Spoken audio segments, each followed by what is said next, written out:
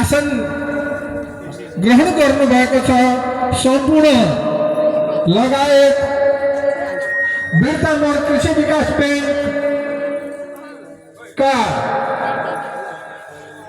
प्रबन्धक गोपाल प्रसाद लामिछाने पनि यहाँ मैले उपस्थित हुनुभएको देखेको छु। उहाँलाई समेत सम्पूर्ण लगायत उहाँलाई समेत म स्वागत एवं सम्मान प्रदान गर्दछु आयोजकको तर्फबाट। यो पुरानो आयोजना गर्ने हामी परिवारहरूको तर्फबाट र म गुरुप्रसाद अधिकारीको व्यक्तिगत तर्फबाट पनि म सम्पूर्णमा उपस्थितमा सम्मान एवं जाहेर एवं स्वागत अर्पण गर्दछु। धन्यवाद।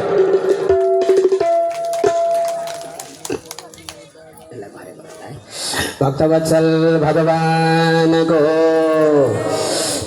सज्जन वृन्द भरत र यहाँ ऋषभदेव भगवानले यसरी आफ्ना 100 भाइ छोराहरूलाई सम्झाउनु भयो, अध्यात्मको चेतना प्रवाह गर्नुभयो र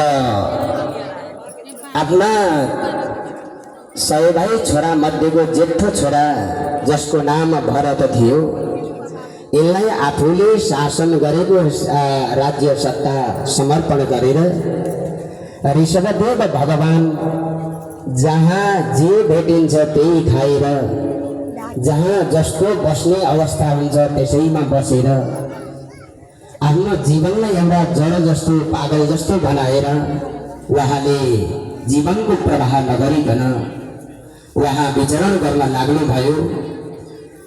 उनी ऋषभदेव भगवानबाट जुन जैन धर्म छ, यो जैन धर्म शुभारम्भ भयो।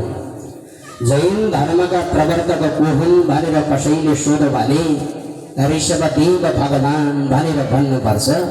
जैन धर्म यहाँबाट शुभारम्भ भएको छ। अब अगाडि जुन भरतको चरित्र गाउनु भएको छ, यी भरत भनेका जुन हामी संकल्प गर्दाखेरि भारतवर्षे भरतखण्डे भनेर शब्द उच्चारण गर्छौँ। अहिले हामी भरतखण्डमै बसेका छौँ।